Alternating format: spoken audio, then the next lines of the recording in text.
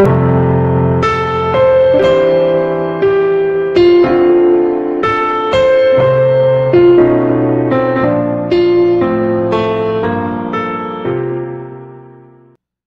같이 하나님 말씀 보시겠습니다. 창세기 6장 5절 8절 5절 6절 7절 8절입니다. 5절로 8절까지 한 목소리로 합독합니다. 6장 5절 시작.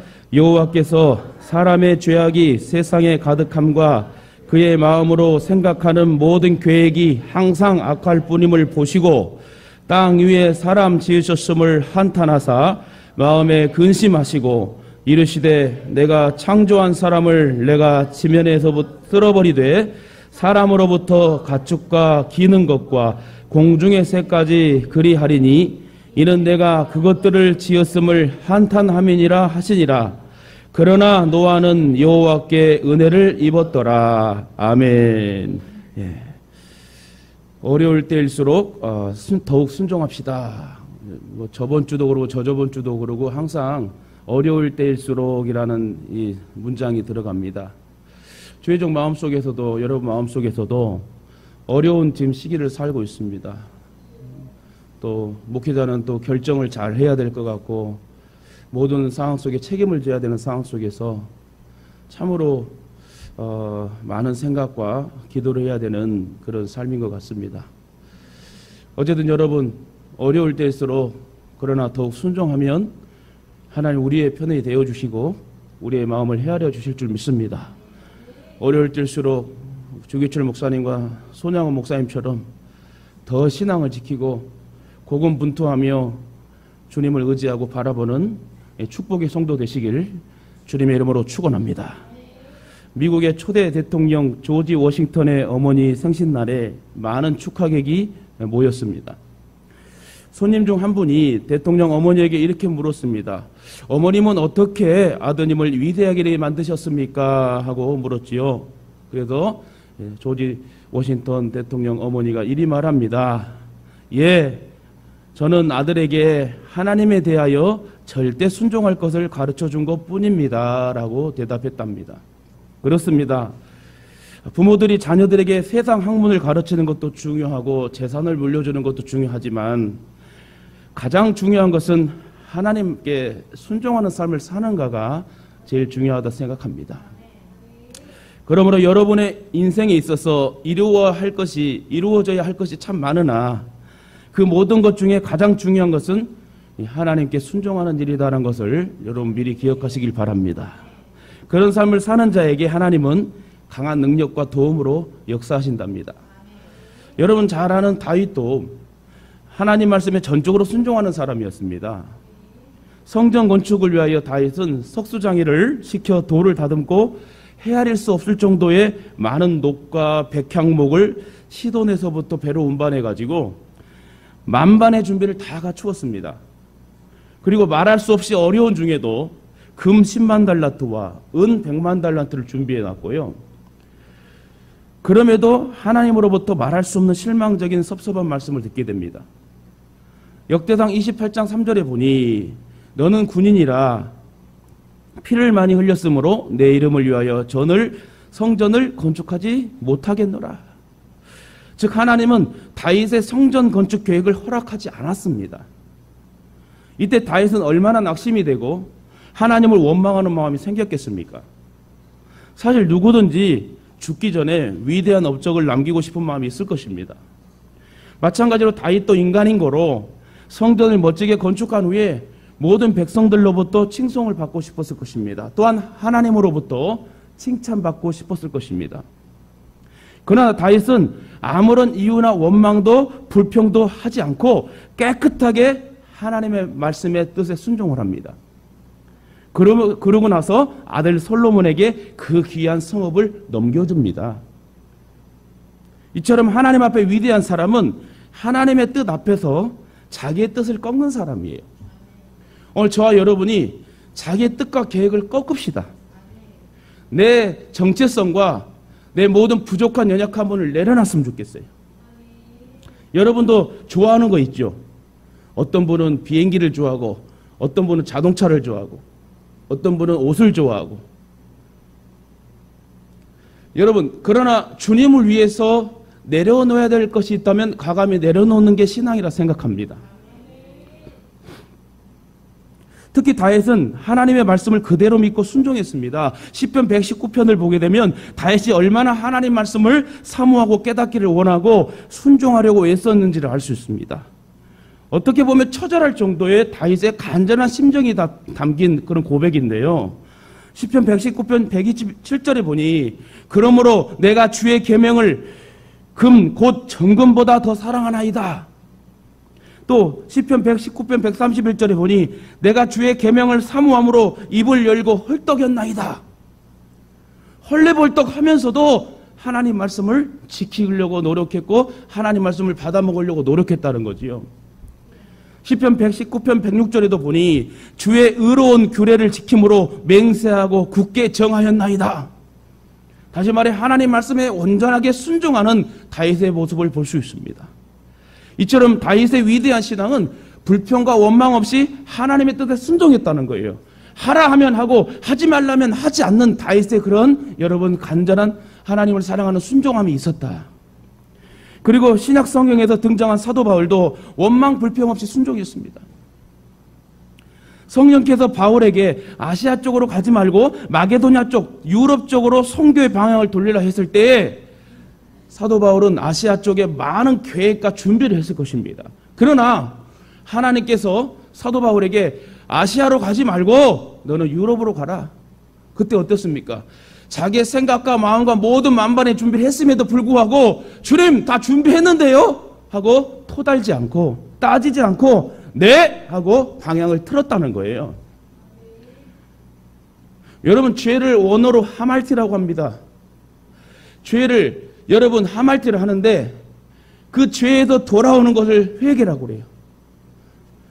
여러분 그 죄가 그 활이 관역에 꽂혔으면 다시 빼서 다시 돌아오는 것, 다시 말해 터닝 포인트 하는 것이 회개이고 순종이란 것입니다. 그때 바울은 자기의 모든 계획을 취소하고 하나님의 뜻에 따랐습니다. 이처럼 바울은 성령의 지시대로 순종했으나 그에게 다가온 것은 또 매맞음이에요. 감옥에 갇히는 일입니다. 또 추위에 떠는 것입니다. 굶주림입니다.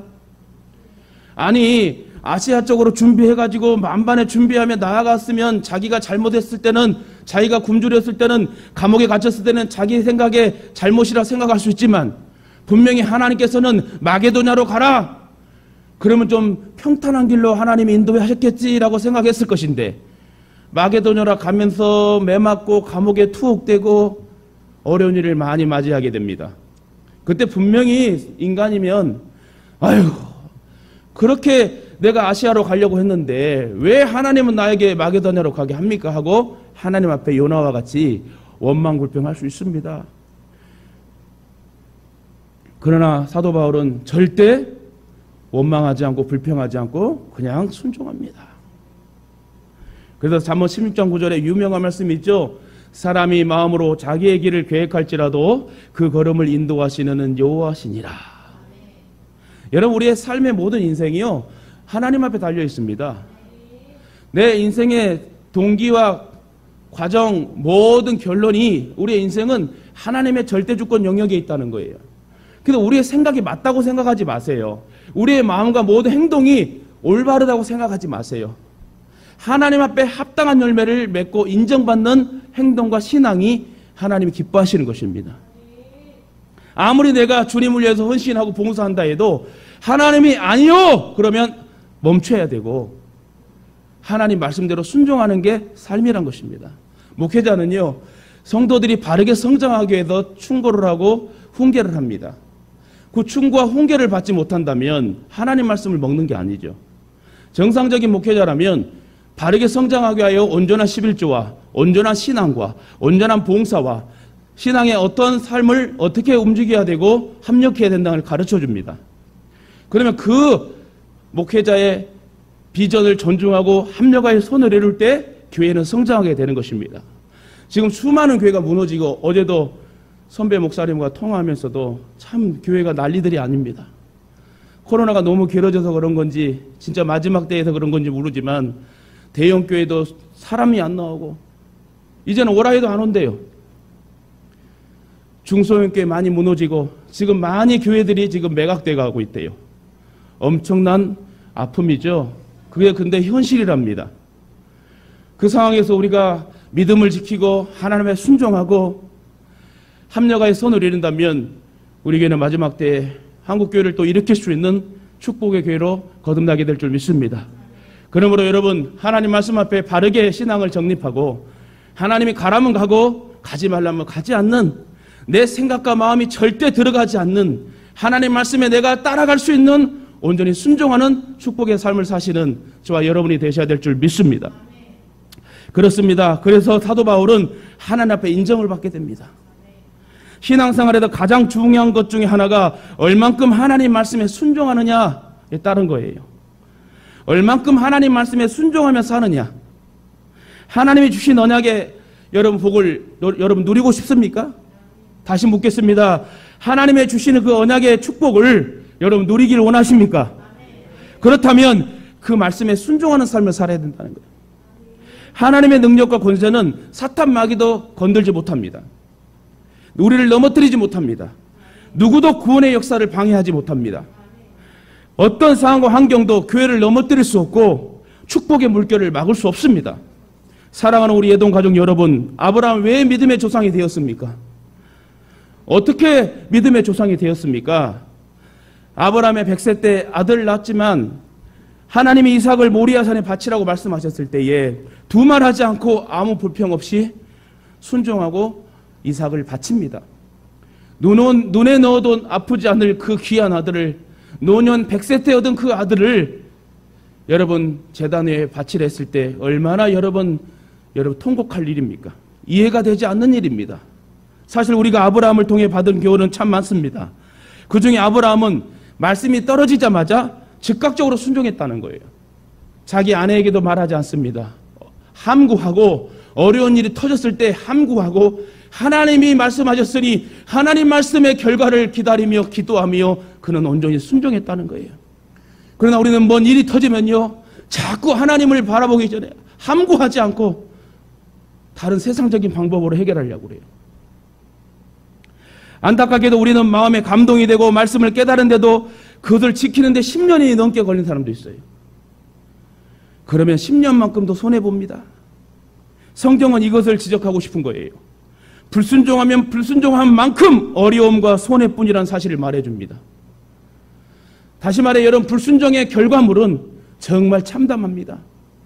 신명기 28장 1절에 6절에 여호와의 말씀의 규례를 지키면은 떡반죽 그릇이 복되고 자녀가 출입이 있고 형통하고 여러분 모든 좋은 일이 여러분 넘쳐남에도 불구하고 우리 왜 자꾸 하나님의 말씀을 등지고 내 방식과 내 방법대로만 살려고 노력하는지요. 아브라함에게 하나님이 이삭을 바치라고 한 모리아산은 3일길입니다. 그런데 그 3일 사이에도 흔들리지 않고 하나님의 말씀에 집중했다는 것은 우리가 참으로 본받아야 될 신앙 자세라는 거예요. 구약에서 신약에서 여러분 성경에서 3이라는 숫자는 완전 숫자예요. 다시 말해 3일길이라는 것은 3일 동안 많은 유혹과 힘듦이 있었지만 완전하게 신앙을 지켰다는 거예요. 3일 동안 모리아산을 갔을 때에 왜 가요? 이삭을 바치라 했으니 순종하며 사안과 같이 이삭을 데리고 갑니다. 번제할 나무를 구하며 결국 이삭을 여러분 죽이려고 하지만 어쨌든 3일길을 오면서 한두 시간 하루길도 아니고 3일길을 와서 여러분 이삭을 제단에 찌르려 했을 때에 3일이란 것은 완전 숫자라고 그랬어요. 다시 말해 아브라함은 완전하게 하나님 말씀에 순종한 사람이었다. 아마도 별 생각이 다 들었을 것입니다. 창세기 22장 1, 2절에 보니 그 일 후에 하나님이 아브라함을 시험하시려고 그를 부르시되 아브라함아 하시니 그가 이르되 내가 여기 있나이다. 여호와께서 이르시되 내 아들 내 사랑하는 독자 이삭을 데리고 모리아 땅으로 가서 내가 내게 일러준 산 거기서 번제로 드려라. 이 말씀은 여호와께서 아브라함을 시험하신 유명한 말씀이기도 합니다. 그런데 아브라함의 믿음도 훌륭하지만 이삭의 믿음도 보통이 아니에요. 아브라함이 이삭을 결박하여 칼로 아들을 잡으려 할 때에 이삭이 반항했단 말이 성경에 언급되지 않았습니다. 아니 유초등학생도 아니고 한 17살 정도 되는 건장한 여러분 청년과 같은 학생입니다. 근데 아브라함이 이삭을 결박할 때 아무 저항도 없었고 칼로 찔리기까지 아무 저항이 없었다? 여러분 이거 대단한 일 아닙니까? 저도 아들이 있지만요. 그 아들을 예를 들어 이런 상황으로 나아간다면 아마 아들이 아버지 미쳤어! 하고 도망갈 겁니다. 근데 여러분 이삭은 저항하지 않고 칼이 찔리는 그 순간까지도 저항하지 않고 순종했다. 아버지는 연로하고 아들은 청춘입니다. 사실 그런 위기의 상황에서 이삭은 아버지를 밀치고 충분히 도망갈 수 있었지만 그는 순순히 순종했더라. 그때 여호와의 사자가 하늘에서부터 나타나 아브라함이 하는 일을 막으시고, 아브라함이 하는 일이 뭐예요? 칼로 급히 찔리려 했을 때예요. 급히 아브라함이 하는 일을 막으시고 아브라함의 믿음을 인정하시고 결국은 열국의 아비로 복을 주십니다. 이삭의 순종도 아브라함의 믿음 못지 않았습니다. 이삭은 또한 자기를 불태울 번제할 나무를 지고 가서 죽기까지 순종했다는 거예요. 자기가 아닌 어린 양이 잡혀야 되는데 왜 자기가 희생양이 돼야 되냐고 불평 원망 없이 그냥 따지도 묻지도 않고 아버지가 하는 대로 그냥 순종합니다. 이삭은 자기를 불태울 번제할 나무를 지고 가서 죽기까지 순종했습니다. 그래서 십자가에 달리신 예수 그리스도의 예표가 되었습니다. 순종은 이렇게 하는 것입니다. 하나님 아버지께서 독생자 예수를 찢겨 물과 피를 쏟으실 때에 예수님도 아무 말 없이 순종했어요.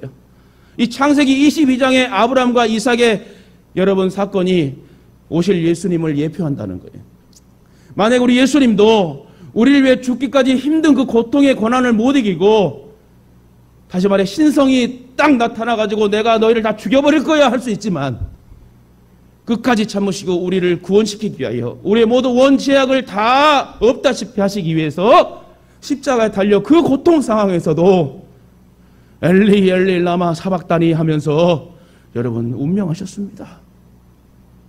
아무 말 없이 어린 양처럼 순종하시고 죽기까지 순종하신 분이 우리 예수님이십니다. 오늘 그 예수님이 저와 여러분에게 은혜를 주시고 능력을 주시고 건강을 주시고 삶의 부여를 주시고 인생을 책임져 주시고 능력의 사랑으로 역사하여 주시는데 저와 여러분 그 사랑을 알고 계시나요? 그 예수님 얼마나 사랑하고 그 예수님 얼마나 의지합니까? 여러분의 생각을 의지하지 마세요. 여러분의 틀을 깨세요. 여러분의 틀과 계획을 가지게 되면요 하나님 못 들어오십니다. 예수님에게 계속 문을 두드리는데 내 자아가 너무 강하고 내 정체성이 너무 강해가지고 들어오지 못한다면 나는 평생 그렇게 살다가 예수님의 영광을 가리면서 사는 거겠지요. 나를 내려놔야 돼요. 교만치 말고 겸손하게 주님의 말씀 앞에 나를 내려놔야 돼요. 그래야 하나님 역사하시는 거예요. 여러분 사람의 관계도 그래요.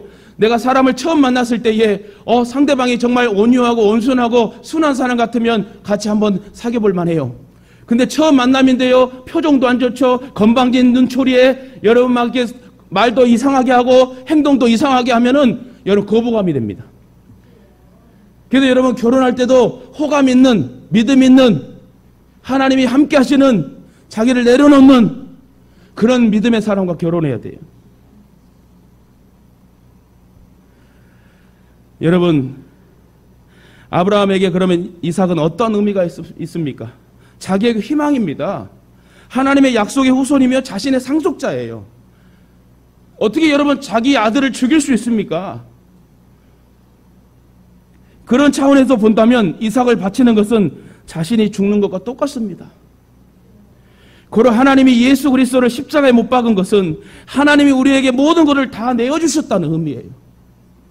즉 이 말의 뜻은 하나님 자신을 주신 것이며 하늘나라를 우리에게 주신 구원의 복의 사람이다 우리는.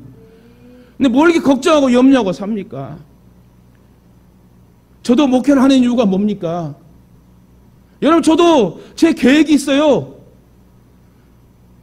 그 계획을 말하면 역시 목사님은 큰 비전의 사람이다 할 수 있겠죠. 근데 여러분 제가 하고 싶은 것 또 내려놓아야 될 것 이 모든 것이 주님 안에 있습니다. 저도 훈련받고 주님의 비전을 이루려고 지금 노력하고 고군분투하며 달려갑니다. 그러나 저 주님을 만나지 않았다면 저는 아마 세상적인 그런 비전을 가지고 엄청나게 달려갔을 사람입니다. 그러나 그걸 내려놓고 하나님 말씀에 맞추며 깎으며 여러분 신앙을 한다는 거. 이게 목회고 여러분이 신앙이란 거예요. 이스라엘 땅에 여러분 3년 6개월 동안 비가 오지 않아 흉년이 들었을 때 있습니다. 그래서 과부와 그 아들은 매우 굶주렸어요. 그래서 이제 마지막 남은 음식을 먹고 죽으려고 마음을 먹고 있는 상태였습니다. 여러분 이 말씀의 사건 아시죠? 여인에게는 마지막 남은 양식이 있었는데, 즉 여러분 한 움큼의 곡식가루와 기름 조금이 남아 있었고 그 마지막 그 양식을 가지고 아들과 먹고 죽어버리려고 그랬어요. 그래서 여인은 나뭇가지를 주워다가 연료로 삼아 음식을 마지막으로 만들어 먹고 죽으려 하던 찰나였는데 엘리야가 그 남은 음식을 자기한테 가져오래요. 이해가 안 됩니다. 저 사람 미친 거 아니야? 내 상황 뻔히 알면서 왜 나한테 저렇게 요구하지? 저 사람 또라이 같은데? 라고 생각할 수 있는 사르밧 과부예요. 다시 말해 남은 곡식가루로 떡을 만들어서 엘리야게로 가져오라 했을 때에 여러분 같으면 그런 마음 안 들었겠어요? 이러한 상황은 여인 입장에서 매우 결정하기가 어려웠을 겁니다. 왜냐하면 먹고 죽으려는 사람의 것을 빼앗아 먹겠다는 상황이기 때문에 도저히 상식적으로 이해가 안 되는 상황이에요. 참으로 난감하고 어이없는 어려운 결정의 상황이었을 것입니다. 그런데 여인이 그 말씀에 어떻게 했다고요? 순종했대요.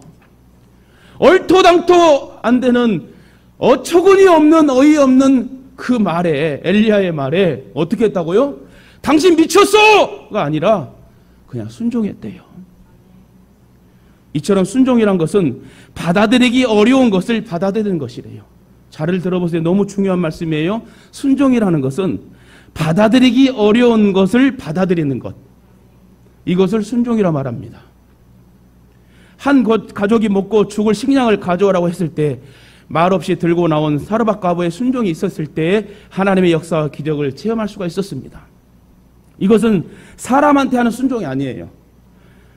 이러한 순종은 하나님 앞에 하는 것이고 하나님께서 받으시는 줄로 믿으시길 바랍니다. 여러분 있을 때 헌금합니까? 아니요. 없을 때 헌금합니다. 그게 복이래요.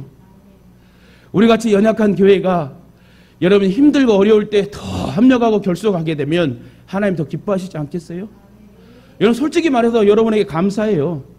큰 교회, 좋은 교회, 주차할 수 있는 교회. 언제 어느 시간에 예배에 맞춰서 한 번 예배 드리고 두 번 예배 드리고 그럼에도 여러분 구원받는 데 지장이 없다면 다 큰 교회 가든 그럴 거 아닙니까? 근데 이 연약한 교회에 저와 여러분이 합력하여 선을 이루는 것은 하나님의 만남의 축복이 있다는 것이에요. 하나님 그냥 만나게 한 게 아니에요. 하나님 뜻과 계획이 있으셔서 귀한 한 곳에 교회를 하나님 보내시고 주의 사자를 만나게 하시고 정말 하나님 뜻을 같이 합력하여 선을 이루어 그 지역의 많은 백성들과 가족을 구원시키기 위해서 주의 사자를 보내신 거예요. 그런데 주의 사자는 여러분을 잘 양육해서 말씀으로 잘 걷어 복음의 사역자로 같이 합력하여 나아갈 때 하나님은 능력을 주시고 그 복음의 사역을 감당케 하십니다. 그러나요, 주의 사자와 성도들이 하나 되지 못하고 깨어있지 못하고 훈련되지 못하면 어려운 위기와 고난 속에 다 떠나갑니다. 지금 실정이 그래요. 코로나가 지금 3년 지나면서 언제 끝날지 모르는 상황 속에 여러분 지금 델타 변이도 있고 막 여러 가지 많이 힘든 상황에서 경제적으로 힘들고 교회적으로도 엄청 힘들고 이런 위기 속에 사람들이 많이 신앙을 잃었답니다. 교회를 떠나가고 돈벌이가 안 되니 헌금도 안 드리고 교회를 오라 해도 오지 않는데요. 지금 상당히 위기의 지금 시대를 우리는 살고 있습니다. 하나님의 역사와 기적은 많은 사람을 통해서 일어나지 않습니다. 작은 한 사람의 이름 없는 순종과 희생이 들어갈 때 역사와 기적은 일어나는 것이에요. 사르밧 과부는 자신이 가지고 있는 마지막 식량을 주의 종에게 드리는, 즉 순종을 하였을 때 병의 기름이 마르지 않고 통에 곡식가루가 떨어지지 않는 기적을 체험합니다. 이처럼 한 여인의 순종과 희생은 기적을 만들어내고 역사의 기록이 되는 것을 여러분 믿으시길 바랍니다. 본론으로 들어가 오늘 본문의 말씀을 한번 정리하고 이제 마치겠지만요. 본론으로 들어가서 노아에게도 커다란 방주를 만들라는 하나님의 명령은 그 당시에 사람이 볼 때 너무나 황당하고 어처구니 없는 일처럼 보였을 것입니다. 왜냐하면 그때까지 비가 한 번도 내린 적이 없었기 때문에 그래요. 그 시대에는 비가 한 번도 내린 적이 없어요. 어떤 시대? 노아의 시대는. 비라는 걸 몰라요. 또한 하나님께서는 방주를, 배를 만들 때 조선소를 여러분 가보셨습니까? 조선소를 가게 되면 여러분 바다 바로 옆에다가 거기다가 설치해놓고 배를 만듭니다. 근데 산 중턱에 꼭대기에 만들게 해요. 그리고 방주는 물이 있어야 뜨게 되는데 산 중턱까지 물이 찰 수 있다는 것은 말도 안 된다고 생각했어요. 왜요? 그때는 비란 게 오지 않았기 때문에.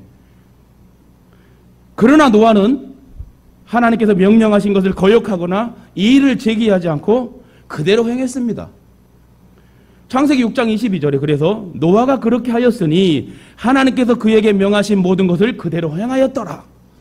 이 말이 무슨 말씀일까요? 노아가 하나님이 말씀하실 때마다 순종하니까 이제 순종하는 그 모습이 너무 이뻐가지고 그냥 그래, 너 잘한다. 이것도 주님, 이것도, 그러니까 하나를 너를 알게 하니 열을 알게 하는, 열을 아는 지혜가 있구나 하면서 너한테 일을 맡겼다면 무조건 순종하는구나. 그래, 넌 순종의 사람이니 네가 하는 일마다 내가 다 이루어 주리라. 하나님께서 명령하신 대로 120년이란 긴 세월 동안 노아는 순종함의 방주를 만들었어요. 말이 여러분 120년이죠. 그러자 하나님께서는 모든 육체를 가진 모든 생물들을 둘씩 모으고 양식도 모으라고 또 하셨고, 노아는 하나님께서 명령하신 대로 모든 준비된 생명체들을 또한 방주에 들여보내고 자신도 가족들과 함께 들어갑니다. 중요한 것은 방주에 들어간 사람은 노아와 아내 그리고 세 아들과 세 며느리뿐이었습니다.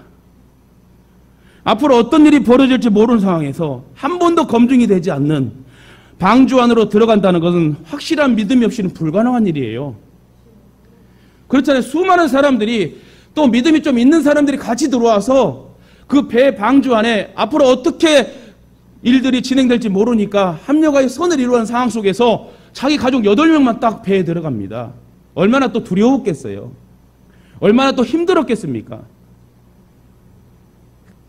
그러나 노아는 모든 것을 하나님께 말씀하신 대로 믿고 순종했습니다. 이처럼 하나님의 뜻과 계획은 때로는 알 수도 없고 이해할 수도 없는 일이 많습니다. 그러나 중요한 것은 의심하지 않고 믿고 따르는 거예요. 하나님께서 하시고자 하시는 대로 믿고 따르는 것이 참된 순종임을 여러분 아시길 바랍니다.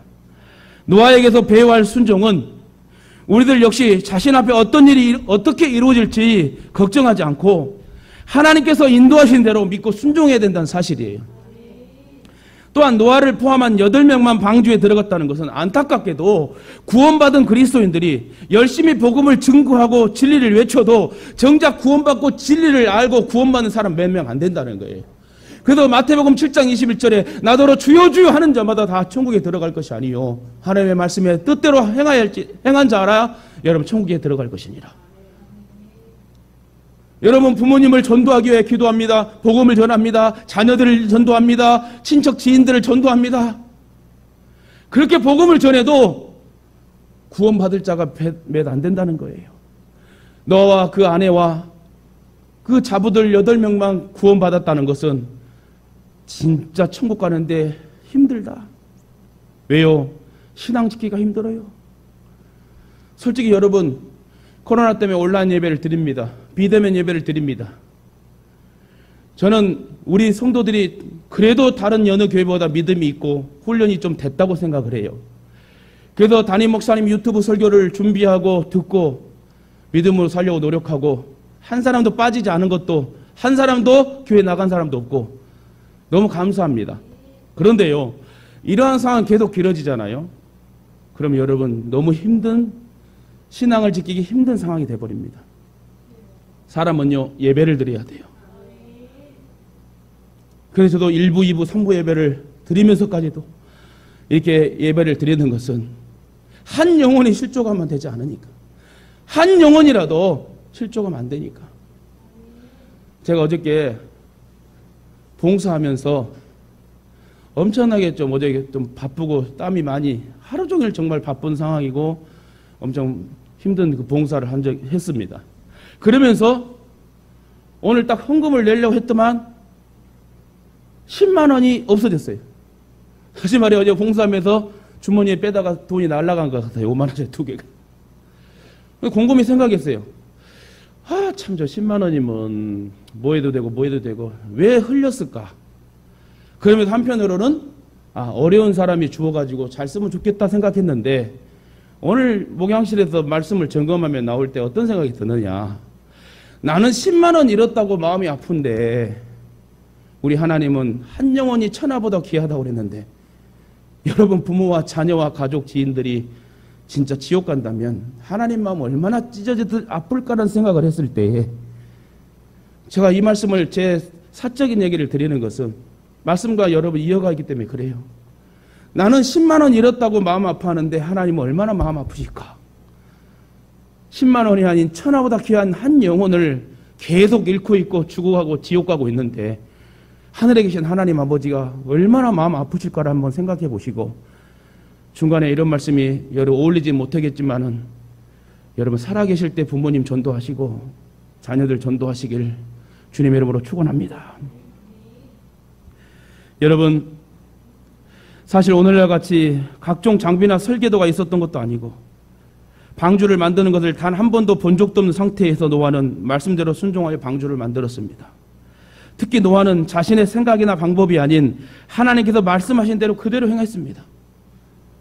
결국 노아는 명령대로 3층으로 설계된 거대한 방주를 만들게 됩니다. 엄청나게 큰 배예요.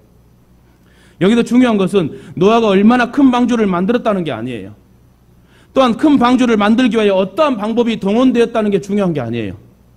방주를 만드는 모든 것이 하나님의 명령에 따라 노아가 온전히 순종했더라. 고가 몇 규빗이요, 장이 몇 규빗이요, 철저하게 120년 동안 순종하면서 기다리면서 인내하면서 노아는 하나님 말씀의 계획대로 온전히 순종했다. 그러므로 우리들도 노아처럼 조건 재고 따지지 않고 어떤 상황에서든지 주님께서 명령하신 대로 그대로 믿고 행하시길 주님의 이름으로 축원합니다. 시편 119편 165절에 주의 법을 사랑하는 자에게는 큰 평안이 있으니 그들에게 장애물이 없으리이다. 여러분 귀한 말씀 아닙니까?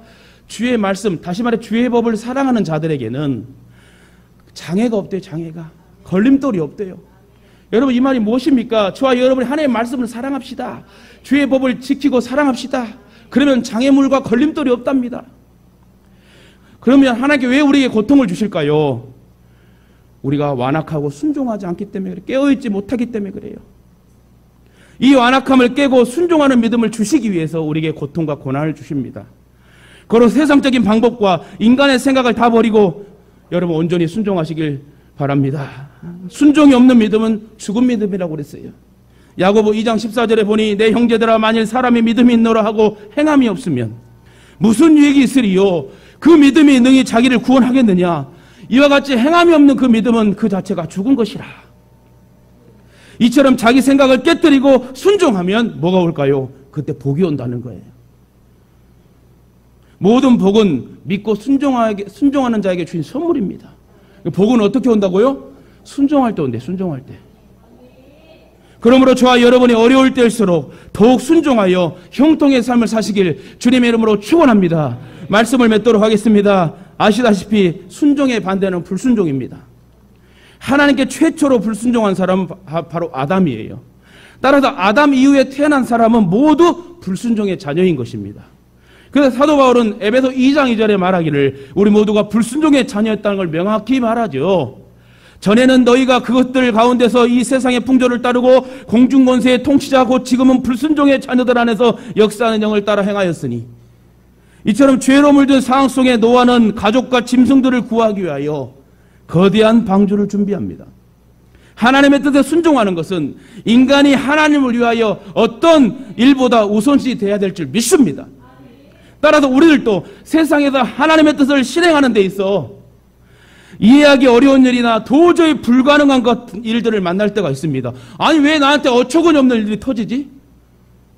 저도 문제가 터지면요 막 여러 7가지 막 터지는 것 같아요. 한두 가지는 그냥 넘어가. 근데 저도 한번 문제가 한번 터지게 되면 여기도 터지지 저기도 터지지 다 터지지 터지 이렇게 터져버려요. 그래서 목회자를 하게 하셨지 않았을까나 제가 그냥 웬만한 장로 됐으면 그냥 쉽게 넘어졌을 것 같아요. 그래서 제가 카톡 프로필에 뭐라고 적었습니까? 백절불굴. 터질 때 계속 터지니까 100번까지는 터지지 않겠지. 하나님 99번까지는 터지게 하고 100번째로 일어나시게 하겠지. 이런 믿음을 가지고 저도 확고한 신념 가지고 제가 백절불굴의 신앙으로 이겨내려고 노력합니다. 여러분, 이처럼 죄로 물든 상황 속에 노아는 가족과 짐승들을 구하기 위해 거대한 방주를 준비합니다. 그래서 하나님께서 원하시고 허락하신 일이라면 여러분 노아처럼 이렇게 믿고 순종해야 된다. 우리들도 노아가 어처구니 없는 상황에 순종한 것처럼 현실적으로 어렵고 힘들고 납득이 가지 않는 상황에도 주님이 말씀하신다면 그냥 온전히 순종합시다. 엘리 제사장이 여러분 제대로 된 목사가 아니에요. 제사장이 아니었어요. 자기 아들 홈리와 비느하스를 잘 양육하지 못해서 그 아들 홈리와 비느하스가 제사를 드리고 오는 그 모든 희생 가축들을 제일 좋은 넓적다리를 취해서 자기들이 다 먹어버렸어요. 그리고 회막에서 여러분 수종드는 여인을 강간합니다. 그 모습을 보고 제가 아버지였으면 뒤지게 때려서라도 고쳐야 되는데 애들아 그냥 그러면 안 된다 하고 말로 고쳐버려요. 그러니까 애들이 더 삐뚤게 나가지요. 그래서 결국 엘리도 그 아들들이 전쟁터에 나가서 죽었다는 소식을 듣고 의자에서 졸다가 넘어져서 목이 부러져 죽었다고 성경은 기록해요. 그러면서도 그 가문 엘리의 가문에 노인이 없었더라? 태어나자마자 죽던가 아니면 좀 자라다 죽던가 여러분 복이 없는 저주의 가문이 돼버립니다. 그러면 저와 여러분이 봤을 때 엘리 제사장은 실패한 목회자다, 실패한 제사장이다 생각할 수 있습니다. 맞아요. 실패했어요. 제가 봐도 실패한 것 같아요. 근데 제가 여기서 왜 엘리 제사장을 갑자기 끌어들인 줄 아십니까? 그럼에도 불구하고 하나님이 세워주신 주의 제사장에게 한나가 기도받고 여러분 사무엘을 얻었다는 사실을 말하고 싶은 거예요. 다시 말해 목회자의 말에 하나님 말씀이 들어갈 수 있으니 주의 사자를 통하여 오늘도 하나님 말씀이 선포될 때 절대로 여러분 주의 종이 한다 생각하지 마세요. 하나님께서 저와 여러분에게 하나님 말씀을 지금 주시는 것이니까 아멘으로 잘 받아 먹으시고 아멘한 말씀을 여러분 꼭 적용해서 하나님 말씀이 여러분에게 복이 되고 나에게 복이 되는데 왜 이 거룩하신 하나님 말씀을 자꾸 경홀히 여깁니까? 하나님 말씀을 두렵고 떨리는 마음으로 들으세요. 엘리 제사장 같은 사람도 쓰셨는데 저와 여러분을 멋지게 안 쓰시겠습니까? 하나님 말씀이 여러분 주의 제사장에게, 주의 종에게, 주의 사자에게 입술이 떨어져 말씀이 나간다면 하나님 말씀이라는 걸 여러분 꼭 기억하시고 그 말씀을 꼭 붙잡고 여러분 좌로나 흔들리지 마세요. 사랑 가족 여러분, 하나님을 얼마나 사랑하고 생각하고 계십니까? 내가 속한 몸된 교회를 얼마나 사랑하고 생각하십니까? 교회를 위하여 얼마나 염려하고 살피고 몸과 마음과 물질을 들이십니까? 다윗은 항상 하나님을 생각하고 성전을 지을 마음을 가졌다고 아까 서두에 말했습니다.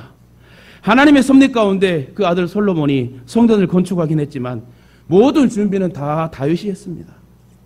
이처럼 다윗이 그토록 복을 받은 결정적인 원인은 하나님을 생각하고 사랑하고 성전을 지을 마음을 가졌기 때문에 여러분 다윗은 그렇게 하나님이 쓰셨고 사랑받았던 사람이었던 것 같습니다.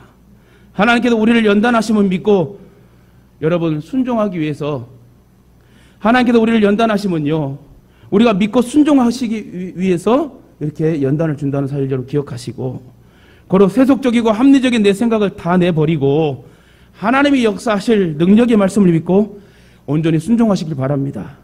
순종은 성숙한 믿음의 모습이래요. 순종하는 자에게 형통이 있고 기적이 있고 풍성함이 있습니다. 중요한 사실이 하나 있어요. 이것만 말하고 마칠게요. 우리 믿는 성도들이 이 세상에서 주님을 지금 기다립니다. 아멘 예수여 오시옵소서 마라나타의 신앙으로 지금 살아가고 있는지 그러면서 예수님이 오시길 고대하고 있어요. 우리 믿는 성도들이 이 세상에서 주님을 기다리지만 그러나 언제 오실지 정해진 날을 알 수 없다고 말합니다. 그날은 오직 하나님만이 알고 계신데요. 내일 오실지 언제 오실지 모릅니다.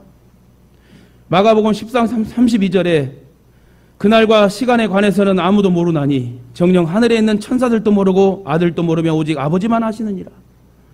그러므로 주 안에 있는 모든 사람들은 반드시 주님이 데리러 오시는데 계시록 22장 7절에 보니까 보라 내가 속히 오리라. 이 책의 예언의 말씀들을 지키는 자는 복이 있으리라 하더라. 이 말씀처럼 우리가 해야 할 일은 주님 오실 때까지 열심히 맡겨진 일을 하면서 기다려야 되고요. 절대로 마귀에게 속지 않도록 깨어야 되고요. 온전히 순종하며 각각 주어진 일에 최선을 다해야 하고 매일매일 열매 맺는 삶을 살도록 영광을 돌리려고 노력해야 된다는 거예요.